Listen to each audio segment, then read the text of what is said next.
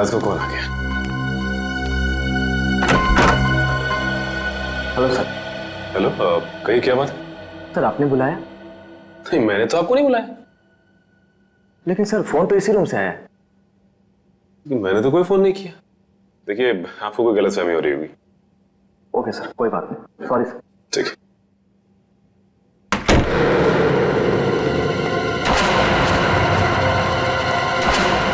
कमाल है, मैंने तो कोई फोन किया ही नहीं, तो फिर फोन कहां से है?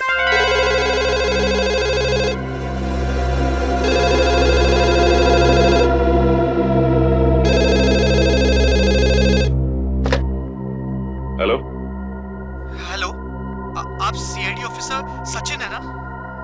हाँ, मैं इंस्पेक्टर सचिन बोल रहा हूँ। बोलिए क्या बात? सर मेरी बात प्लीज गौर से सुनिएगा। एक खून होने वाला है सर। खून? किसका खून? एक आदमी अपनी मानसिक रूप से बीमार पत्नी की हत्या करने वाला है सर। सिर्फ आप ही जो उन्हें बचा सकते हैं। उस बंगलों में उन दोनों के सिवाय और कोई नहीं है। ये आदमी रहता कहाँ पे? Hello hello hello.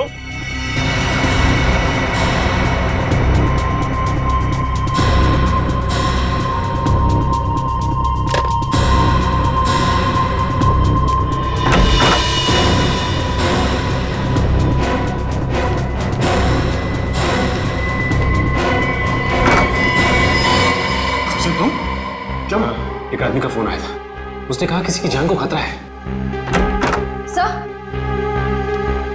सर मुझे भी ऐसा ही एक फोन कॉल आया था। तुम्हें भी फोन कॉल आया? क्या कहा उस फोन करने वाले ने? सर वो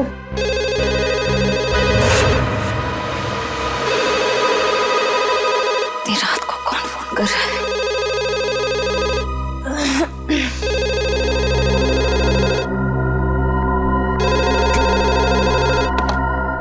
hello hello, inspector Shreya CID से। जी बोल रही हूँ। जी मैं आपको बताना चाहती हूँ कि एक बुजुर्ग की जान को खतरा है। उनके रिश्तेदार उन्हें दौलत के लिए मारना चाहते हैं। कौन बोल रही हैं आप? कहाँ से बोल रही हैं? देखो, मैं कौन हूँ, कहाँ से बोल रही हूँ, ये जरूरी नहीं है। आपके पास सिर्फ 48 घंटे हैं उन्हें बचाने के लिए। Hello hello.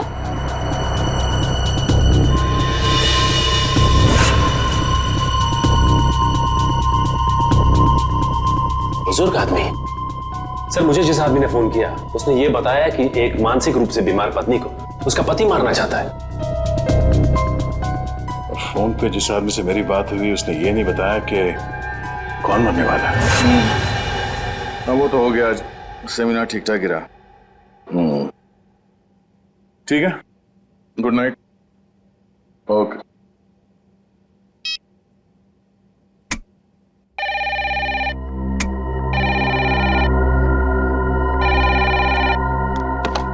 हेलो, वो कुल्हाड़ी वाला खूनी वापस आ गया है। अगले 24 घंटे में एक नया शिकार करने। बचा सकते हो तो बचा लो उसे। Hello hello hello.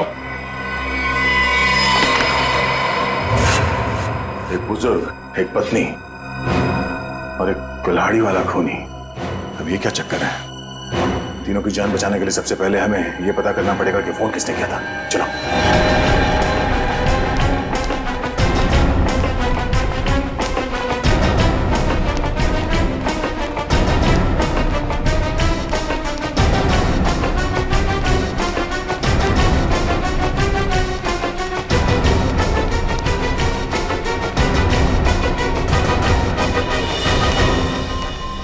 रिसेप्शन तो खाली है, कोई नहीं यहाँ पे। फिर फोन किसने किया सर यहाँ से?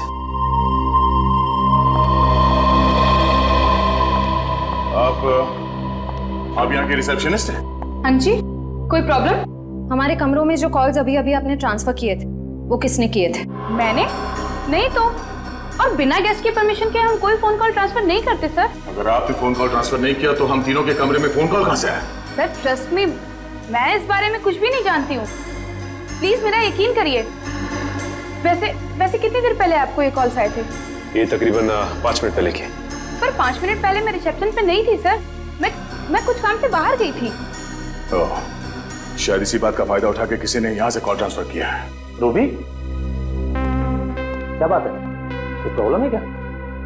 सर इन लोगों का कहना है कि इनके कमरे में कुछ फोन कॉल्स आए हैं। और पर सर मैंने फोन कॉल ट्रांसफर नहीं किया। देखो, गेस्ट इज ऑलवेज राइट। मेहमानों के साथ इस तरह से बहस नहीं किया करते। अगर ये लोग कह रहे हैं फोन कॉल्स आए हैं तो डेफिनेटली आए होंगे। अच्छा, रिसेप्शन के अलावा किसी और जगह से हमारे कमरों में कॉल ट्रांसफर किया जा सकता है? नहीं सर। ओह, इसका मतलब है कॉल ट्रांसफर यहाँ रिसेप्शन से ही किया गया है। मगर सर, हाँ सर, जाने से पहले मैंने चंदर को यहाँ रुकने के लिए कहा था। ये चंदर कौन है? हमारे स्टाफ का मेंबर है सर। और ये चंद्र इस वक्त कहाँ है? हाँ है।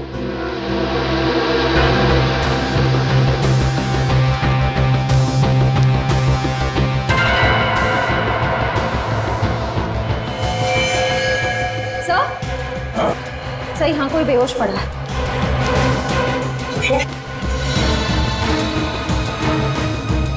मैम प्लीज जरा पानी लेके आइए।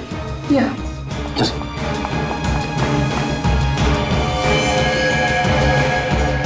यही तो चंदर है सर।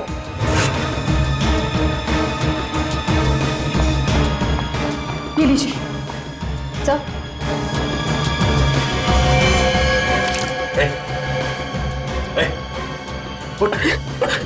किसने किया? हाँ? कैसे हुआ? सर, मैं यहाँ पर बैठा था, किसी ने मेरे सर में बहुत जोर से मारा। कौन था वो? चेहरा देखा उसका? हाँ सर, वो एक औरत और एक आदमी। उसका स्केच बना सकते हो? हाँ सर, हाँ। ठीक है।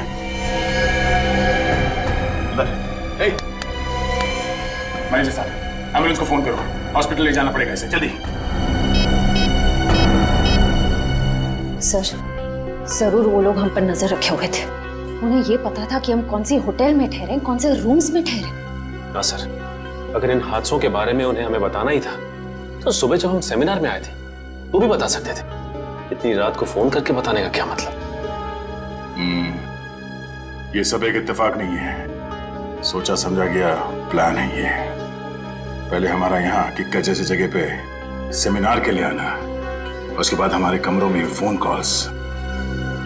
पहले में ये पता करना होगा कि वो 3 लोग कौन हैं जिन पे हमला होने वाला है। हाँ अभिजीत, छोटा सा शहर है ये किक्कर, मगर पता तो करना पड़ेगा ना कि कौन है वो बीमार औरत जिसका पति उसे मारना चाहता है, और वो बुजुर्ग जिसके पोते पोतियां उसकी जान लेना चाहते हैं। नहीं नहीं नहीं, तुम्हारे आने की जरूरत नहीं है। और श्रेया गई है पता करने के लिए, आ रही होगी।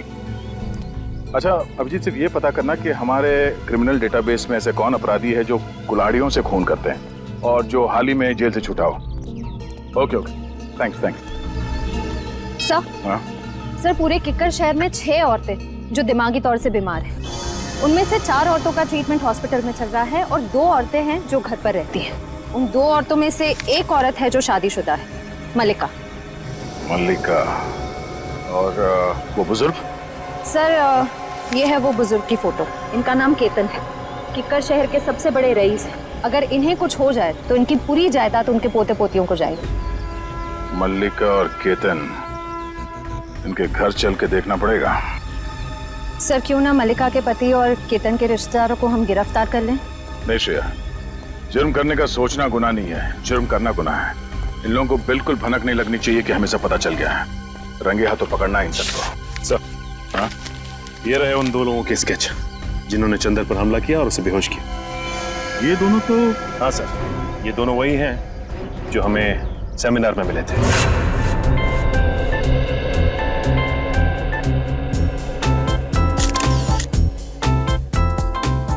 पिछले 5 सालों में किक्कर में अपराध की घटनाएं कम हुई हैं, ये बात सुनकर हमें बेहद खुशी हुई।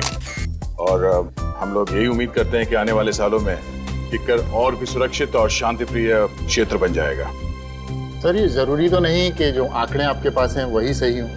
ये भी तो हो सकता है कि जुर्म उतने ही हो रहे हों लेकिन लोग रिपोर्ट नहीं लिख पा रहे हैं। देखिए, अगर ऐसा है तो कानून के लिए बेहद शर्मनाक चीज है। जिस दिन लोगों के मन से कानून का विश्वास उठ जाएगा, उस दिन वो अपने साथ हो रहे अत्याचार हमारे पास आके बताना बंद कर देंगे, और उस दिन इस देश की डेमोक्रेसी, यहाँ का प्रजातंत्र पूरी तरह रह जाएगा।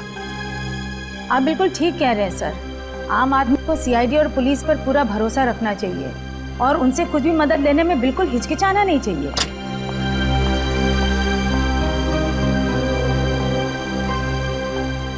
चलिए सर, खाना खा लेते। हमारा अगला सेशन 3 बजे तक शुरू हो जाएगा। तो आप सबसे निवेदन है कि प्लीज ठीक समय पर आ जाइए। चलिए sir. Sir please CID team की एक साथ फोटो। श्योर।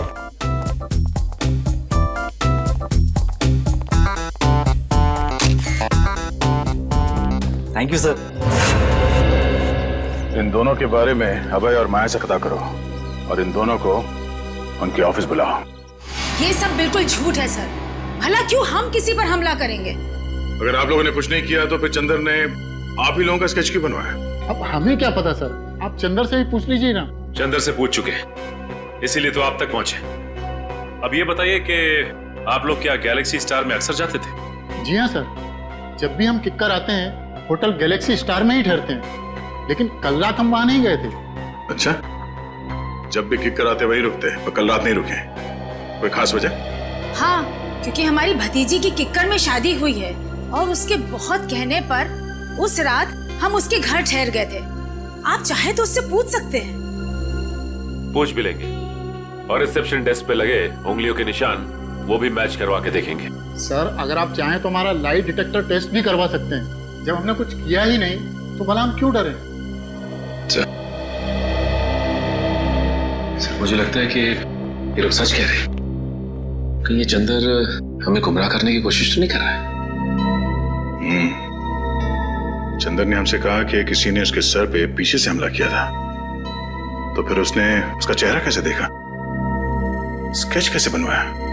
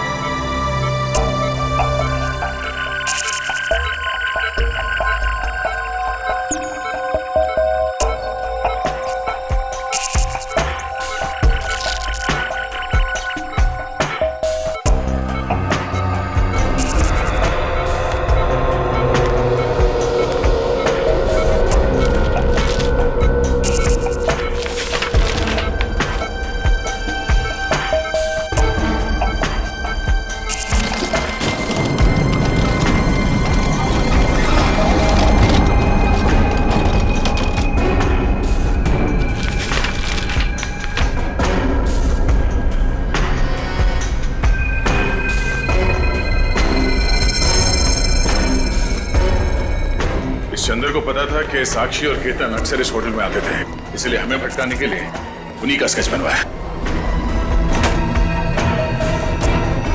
अरे ये चंदर कहां गया? इसी रूम में रखा था उसे सर। जरा आसपास देखना।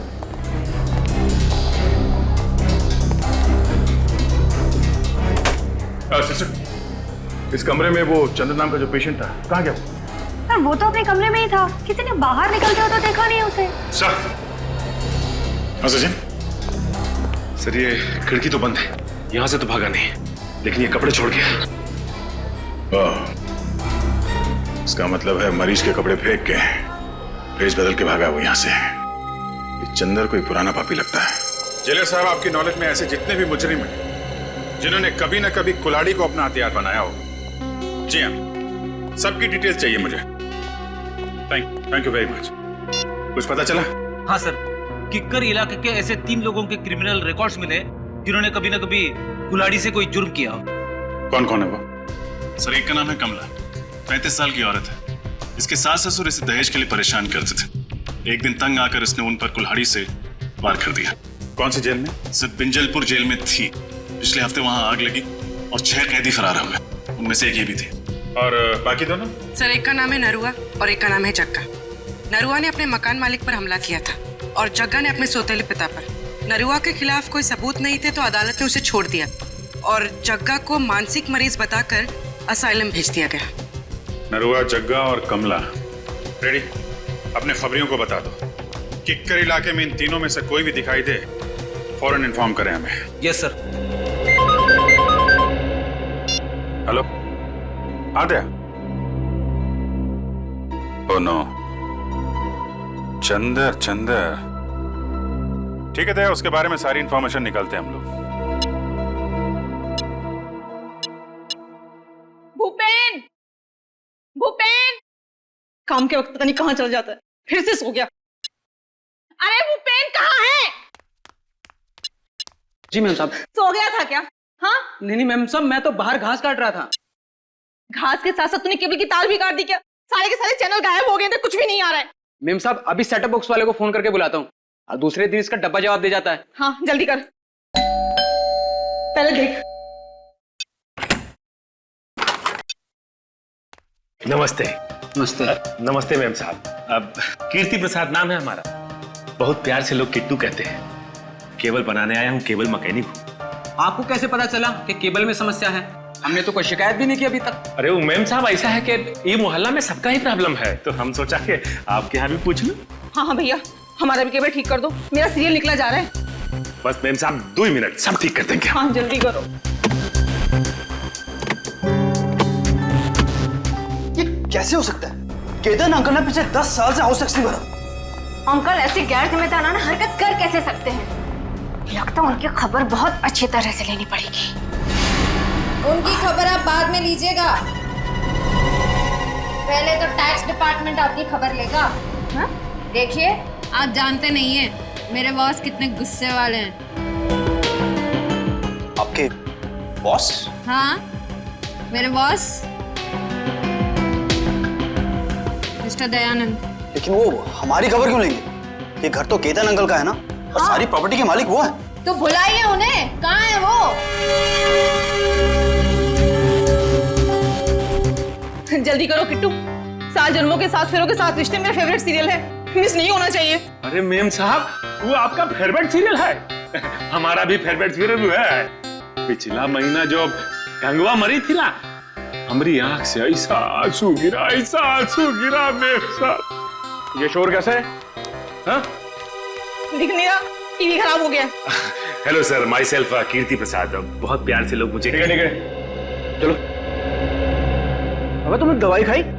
तुम्हें मालूम है ना प्रज्वल कि बिना टीवी देखे, बिना सीरियल देखे मेरे को दवाई नहीं लेती हूँ मैं। अरे टीवी खराब है, ये ठीक नहीं होगा कि तुम दवाई नहीं खाओगी। तुम बहुत बुरे हो। दवाई खाओ ना, बी ए गुड गर्ल। लो रुको। क्या हुआ? मैं बताना भूल गया तुम्हें, डॉक्टर ने तुम्हारी दवाइयाँ चेंज की हैं। हाँ ये लो। ये बहुत कड़वी होगी। अरे नहीं होगी कड़वी भी, खा के तो देखो। पहले ही डर जाती हो। नहीं है ऐसा कुछ, खाओ ना। वेरी गुड, ये हुई ना बात। अरे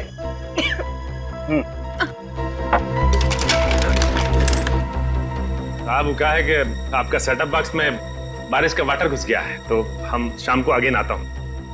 नहीं शाम को नहीं, तुम एक काम करो, तुम परसों आओ। तुम्हारा दिमाग खराब हो गया है प्रज्वल। हाँ 3 दिन तक मैं बिना टीवी के कैसे रहूंगी? और किट्टू, हमारी छत तो टपकती ही नहीं है, तो सेटअप बॉक्स में पानी कहाँ से घुस गया? तो क्या है कि मैम साहब कोनो गीला हाथ लगाया होगा सेटअप बॉक्स पे। ये इस विपिन ने लगाया होगा। गुस्सा मत करो ना, सब ठीक हो जाए। सुनो सही, कैसे रहूंगे? तो क्या है मैम साहब के हमारे पास वो सुखाने के लिए पंप नहीं है, तो हम लेके आते हैं। हाँ भैया। अच्छा मैम साहब। क्या गिराया तूने? तोड़ा तो नहीं कुछ? अरे नहीं साहब कुछ नहीं। जाओ यहाँ से। हाँ हम आते हैं सर। क्यों गुस्सा कर रही हो तुम?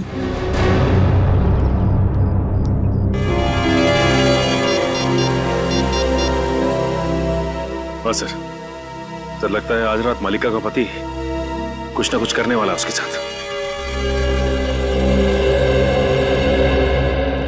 नमस्ते, मेरा ही नाम केतन है और मैं अजय, इनका बिजनेस पार्टनर।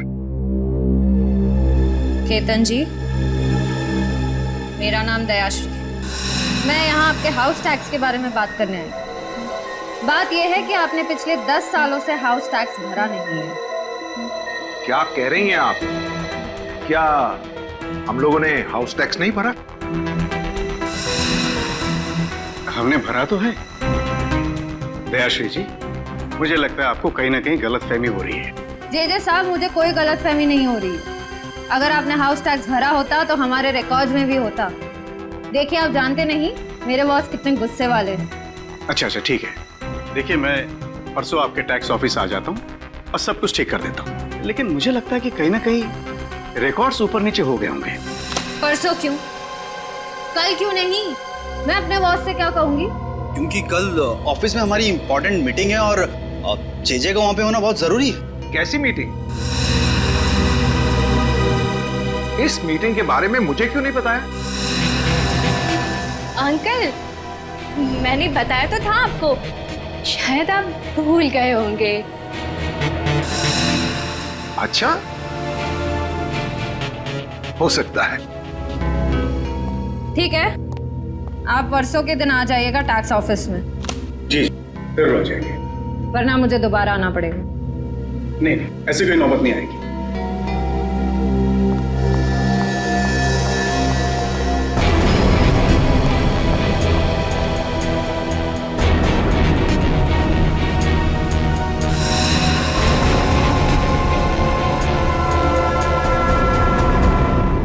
किकर से भागा हॉस्पिटल से? नहीं, मुझे नहीं लगता बहुत दूर गया होगा। हाँ नहीं, जैसे ही कुछ पता चलता है मुझे इन्फॉर्म कर। तेरे को जितना बोला गया है उतना कर, ठीक है? चंद्र के बारे में कुछ पता चला? हमारे रिकॉर्ड्स में कुछ इन्फॉर्मेशन है? हाँ सर, उसी फोटो को स्कैन करके मैच करने की कोशिश कर रहे हैं। पूर्वी थोड़ा जल्दी करो, चंद्र हमारे हाथ से निकलना नहीं चाहिए। सर बस 2 मिनट। हाँ दया सर। यस सर, उसी काम में लगे हुए हैं सर। जैसे ही चंद्र की कोई इन्फॉर्मेशन मिलती है मैं आपको फोन करता हूँ। Yes sir. सर। हाँ बोलिए। सर चंद्र की इन्फॉर्मेशन मिल गई सर, ये देखिए। सर चंद्र का असली नाम मुंगेरी है। ये एक छोटा मोटा चोर है और कई बार जेल के चक्कर काट चुका है। अभी इसका बैंड बजाते सर, सीआईडी को चकमा देकर भाग रहा था। रहता कहाँ है? सर इसका कोई परमानेंट एड्रेस नहीं है। जब भी जेल से छूटता है तब नया ठिकाना बना लेता है। बड़ा ही पहुंचा हुआ खिलाड़ी है। आज तो आएगा ही। कब तक आंख में चोली खेलेगा हमारे साथ? सर इस चंद्र तक हम पहुंचेंगे कैसे?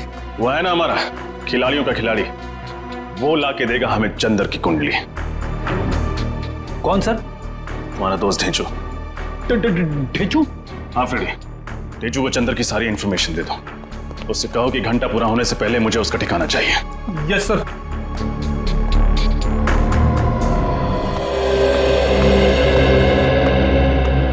नमस्ते। जरा ये फोटोज देखना। इन तीनों में से कोई ठहरा हुआ था आपके होटल में पिछले कुछ दिनों में?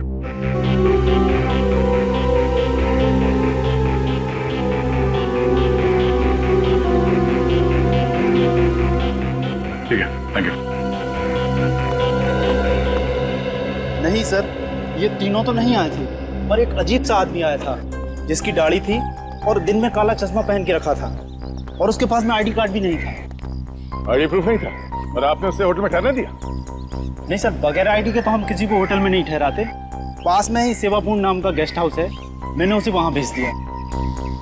सेवापूर्ण गेस्ट हाउस? हाँ सर, ऐसा एक आदमी आया तो है यहाँ पर, 10 दिन से यहीं पर रुका है। अभी भी होटल में ही है? जी नहीं, अभी तो बाहर गया है, शाम तक ही लौटेगा। बिना आईडी के तुमने उसे 10 दिन यहाँ पे ठहरने दिया? हाँ? जानते हो ना ये गैर कानूनी है। सरकार के नियमों को तोड़ा है तुमने। गलती हो गई सर, आगे से किसी को भी बिना आईडी के नहीं रुकने दूंगा। जरा ये फोटो देखो, इन दोनों में से कौन था वो? नहीं सर, इनमें से तो किसी के जैसा नहीं दिखता। उसकी तो दाढ़ी थी सर। दाढ़ी मुझ नकली भी हो सकती है, ध्यान से देखो और पहचानो कौन है वो। नहीं सर, दाढ़ी हटाने के बावजूद भी वो इनमें से किसी के जैसा नहीं दिखेगा। अच्छा, तुम्हारे होटल में सीसीटीवी कैमरा है जहाँ पे उसका चेहरा देख सकते हैं? नहीं सर, छोटा सा गेस्ट हाउस है, गलती से कभी कभार 1-2 लोग आ जाते हैं, वो सीसीटीवी कैमरा अफोर्ड नहीं कर सकते ना सर। उसके बारे में कुछ बता सकते हो? कब उठता है, कहाँ जाता है, कब लौटता था वो? नहीं सर, उसके आने जाने का तो कोई ठिकाना नहीं था। कभी कभी सुबह निकल जाता था, कभी दोपहर को, कभी शाम को जल्दी लौट आता था, तो कभी कभी रात के 3-4 भी बज जाते थे सर। अच्छा,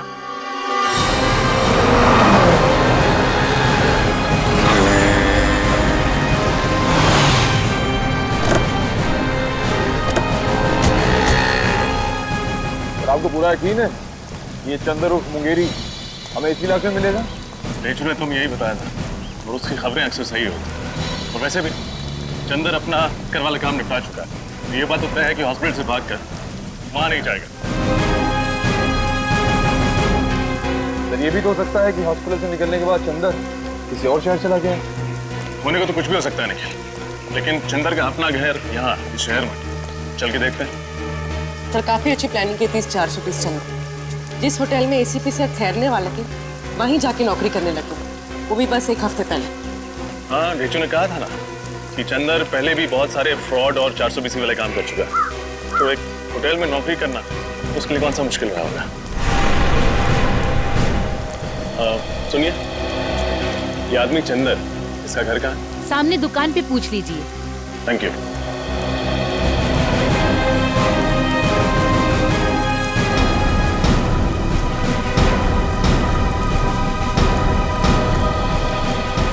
भाई साहब, ये चंदर का घर कहाँ है?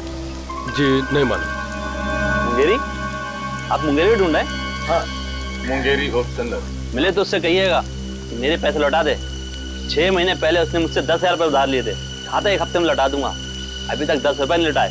हाँ बोल देंगे, लेकिन वो रहता कहाँ? वो सामने वाला घर है साहब, वो सामने वाला। सर, केतन जी के पोते पोती सारिका और रोहित, उनका केतन जी के साथ बर्ताव बहुत ही बुरा था। जब मैंने केतन जी से कहा कि कल टैक्स ऑफिस में आ जाइए, तो रोहित और जेजे ने साफ बहाना बना दिया कि हमारी कोई मीटिंग है, हम परसों आएंगे। हर बात को घुमाने की कोशिश कर रहे थे। हाँ सर, और ये जो प्रज्वल मलिका को दवाइयाँ दे रहा है, उन दवाइयों के रिपोर्ट के मुताबिक इन दवाइयों में ट्रैंकुलाइजर है। अच्छा, और सर ये दवाइयाँ मेंटल पेशेंट्स को नहीं दी जाती। और तो और सर, उसने मुझे भी शाम को आने से मना कर दिया, जैसा केतन के घर पे हुआ था। मतलब हमारा शक सही निकला, यही वो लोग हैं जिनकी हमें तलाश थी। अब बस इस सेवापूर्ण गेस्ट हाउस से हमें कुछ पता चल जाए। सर, ये एक बहुत ही शातिर खिलाड़ी है, हमें बहकाने की कोशिश कर रहा है। हाँ, पर ये बात तो तय है कि जो फोन कॉल्स हमें आए थे वो सही थे। 3 लोगों के खून होने वाले हैं। कोई तो है जो हमें चुनौती दे रहा है। सर, एक बात अभी तक पता नहीं चली कि तीसरा आदमी कौन है जिसका खून होने वाला है। हमें इन तीनों जगहों पर नजर रखनी होगी। अगर हम सही दिशा में जा रहे हैं तो बहुत जल्द पता चल जाएगा कि तीसरा खून किसका होने वाला है।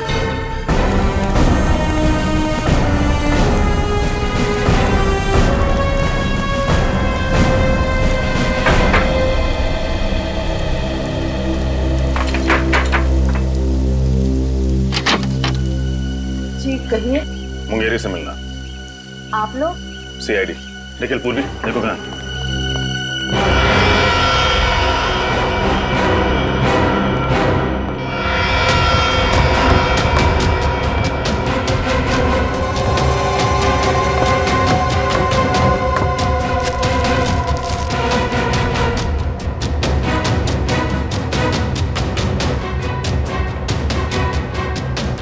साहब, मुंगेरी घर पे नहीं है।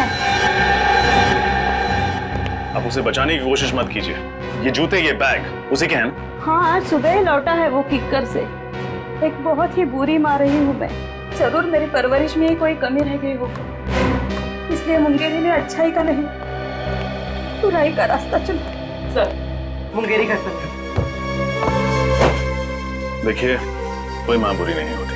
आई एम श्योर आपने उसे अच्छे संस्कार ही दिए होंगे। ये उसकी बदकिस्मती है कि जुर्म की दुनिया की चकाचौंध के सामने उसने अपना ज़मीर बेच दिया। इसीलिए आज तक मैंने कभी उसे बचाने की कोशिश नहीं की। 2 साल से तो वो जेल में ही था। अभी 2 हफ्ते पहले अचानक किसी ने उसकी जमानत करा दी। उसकी जमानत करा दी? किसने? ये तो खुद मुंगेरी भी नहीं जानता। उसे नोटों से भरा एक लिफाफा मिला और साथ में एक चिट्ठी जिसमें लिखा था कि उसे किक्कर जाके कुछ तो काम निपटाना है। ओह, तो इस प्लान का मास्टरमाइंड कोई और ही है। उसे मुंगेरी की जरूरत है सीआईडी को गुमराह करने के लिए, और उसी ने उसकी जमानत करवाई। मुंगेरी इस वक्त कहाँ मिली? अभी तो वो बापू बाजार गया है। कह रहा था कि उसे किसी से पैसे लेने हैं। जरूर उस मुजरिम से ही पैसे लेने होंगे जिसने ये पूरा प्लान बनाया। बापू बाजार।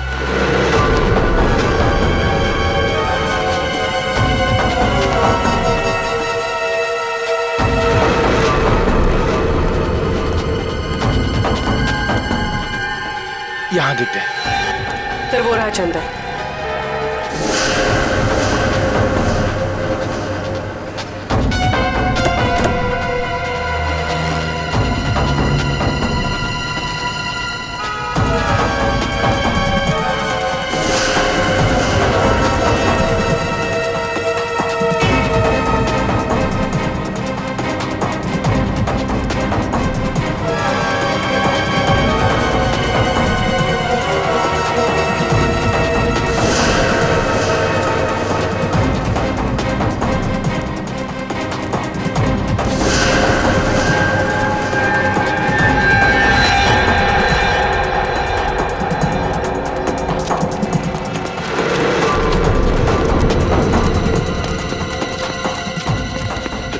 यार, देख है वो देख। अच्छा इधर से चल चल चल चल।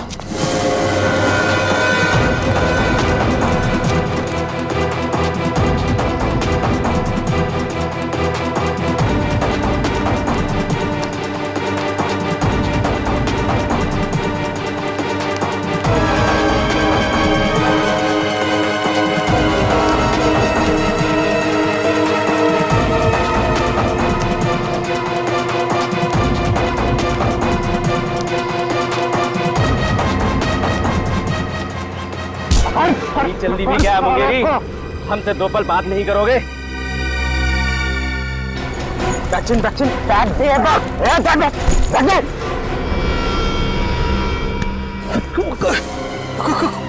कौन है तुम लोग? हम आपके दिल में रहते हैं, किस्मत की धारा में सब बहते हैं। फोन पे मुझसे ही तो बात कर रहे थे तुम। अच्छा रघु, लेकिन बॉस ने तो कहा था कि हम दोनों नहीं मिलेंगे। अबे बॉस ने तो ये भी कहा था कि सीआईडी से सावधान रहना, समझे? हाँ लेकिन सीआईडी को मुझ पर शक नहीं हुआ। बेवकूफ, सीआईडी तुम्हारे घर तक पहुंच गई है। तुम्हें जिंदा रखेंगे तो सीआईडी हमारे कान में खतरे की घंटी बजाएगी। समझा? अबे चल। लेकिन मैंने किया।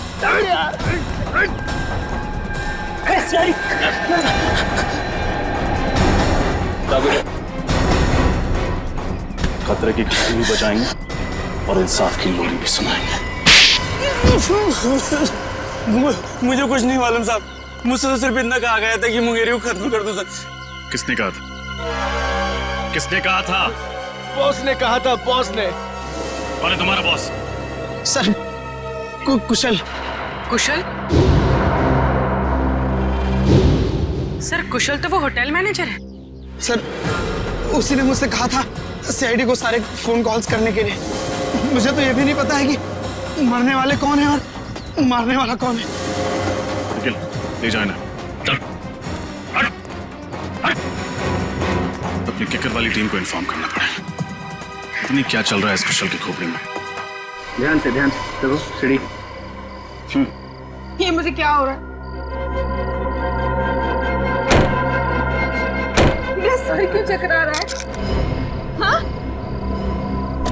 कौन सी गोली दी है? मलिका, लगता है वो दवाई ने ना साइड इफेक्ट कर दिया। हम डॉक्टर के पास ही जा रहे हैं। लगता है ये लोग मल्लिका का काम तमाम करने जा रहे हैं। गोदाम में आग लग गई, जीजे ने मुझे फोन करके बताया क्यों नहीं? कल आपको फोन करने की कोशिश की थी, आपका फोन बंद था। मैं अपना कभी फोन बंद नहीं रखता। अंकल प्लीज जल्दी चलिए, आखिर देखें तो सही कि नुकसान कितना बड़ा हुआ है। चलो।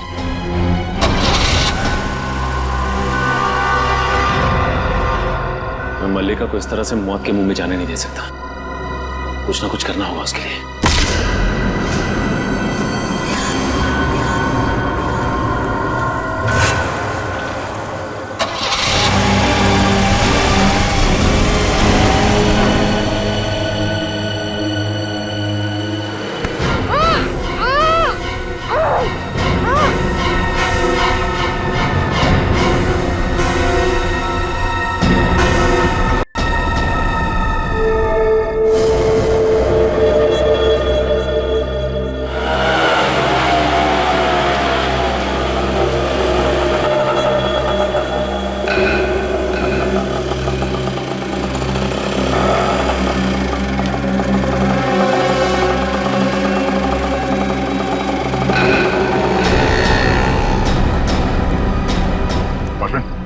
अभी जो आदमी रिक्शा से उतरा, कहाँ गया वो? साहब बड़ा ही अजीब आदमी है, उसका कुछ पता नहीं रहता है। अभी अभी आया और तुरंत उसका मन बदल गया, कहने लगा सुबह लौटूंगा। इधर ही गया है।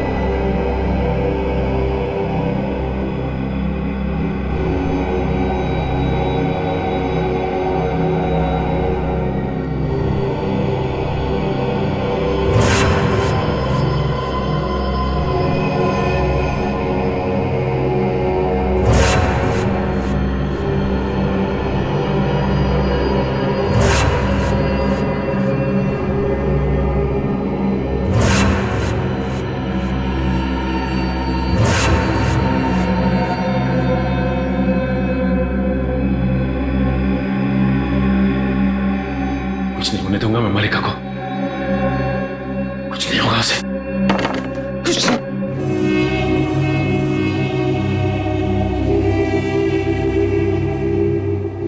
मल्लिका को कुछ हो तो नहीं किया?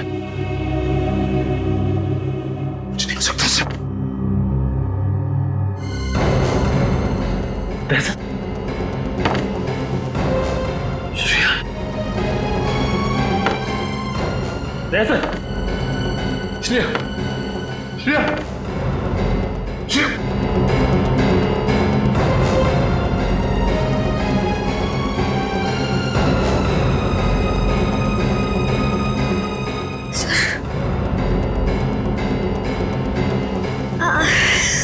मेरे सर में बहुत दर्द हो रहा है।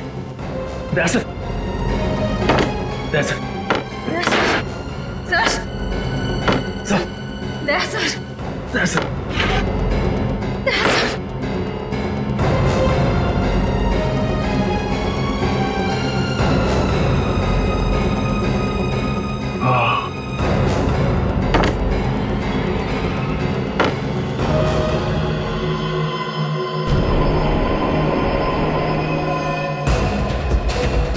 लाड़ी वाला खूनी।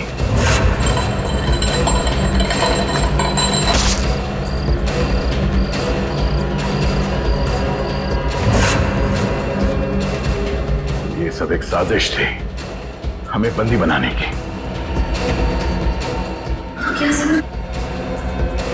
मल्लिका और केतन जी भी इस साजिश में मिले हुए हैं? श्रेया, मुझे नहीं लगता मल्लिका और केतन इतने शातिर नहीं है। हाँ सर, उससे पहले कि वो उन तीनों का खून करे हमें बंदी बना लिया। सर, अगर हमारे यहाँ छूटने से पहले उसने उन लोगों को मार दिया तो? नहीं, ऐसा कुछ नहीं होगा। हम लोग यहाँ से बाहर भी जाएंगे और उन्हें बचाएंगे भी। हमारे हाथ पैर बंधे हुए हैं, दिमाग तो खुला है।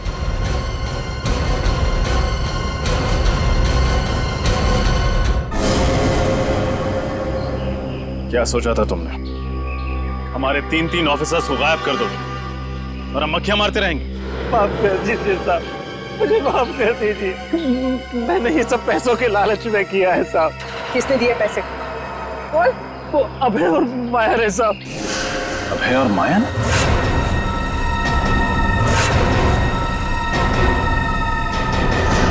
वो एनजीओ वाले जिन्होंने ये सेमिनार ऑर्गेनाइज किया था?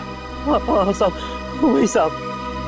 साहब, वो सेमिनार तो एक बहाना था साहब। वो लोग बोल रहे थे कि अब देखना हमारी चूहेदानी में सीआईडी के तीन चूहे कैसे आकर फंसते हैं। चूहों को नहीं, शेर को दावत दी है उन्होंने अपने घर पे। लोग सोच भी नहीं सकते तुम जैसे मच्छरों का दया सर क्या हाल करेंगे। कहाँ रखा है हमारे तीनों ऑफिसर्स को? साहब, मुझे नहीं मालूम साहब, कुछ नहीं मालूम। वो लोग बातें कर रहे थे कि ऐसी भीड़ भाड़ वाली जगह पे रखेंगे जहाँ पे किसी को शक ना हो साहब।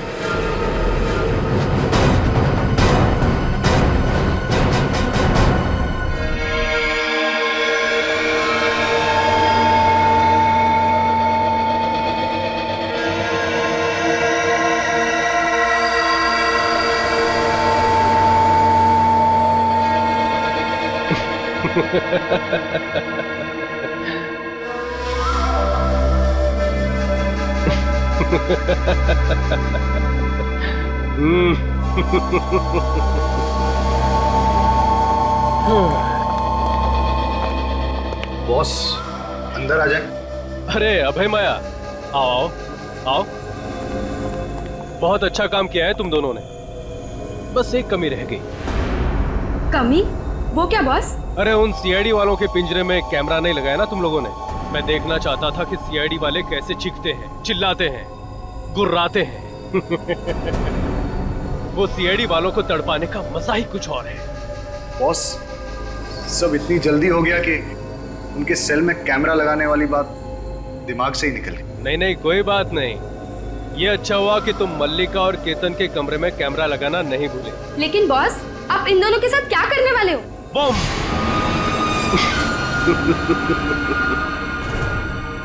मार दूंगा उन्हें। और सीआईडी वालों को भी। इन 3 बेगुनाह लोगों को ना बचाने के पछतावे में ये सीआईडी वाले खुद ब खुद मर जाएंगे। लेकिन बस मलिका और केतन के अलावा वो तीसरा कौन है जिसे आप मारने वाले हो? वो तीसरा ही तो है तुरुप का इक्का, जिसकी मौत से सीआईडी वालों के हौसलों की भी मौत हो जाएगी। तुम बस देखते जाओ। बॉस, हमारा काम तो हो गया है, तो क्या हम किक्कर छोड़ के जा सकते हैं? तुम दोनों कुछ दिनों के लिए अंडरग्राउंड हो जाओ। तुम दोनों के पैसे तुम्हारे बैंक अकाउंट में ट्रांसफर कर दिए गए हैं। Thank you boss. अब होगा सीआईडी का सर्वनाश।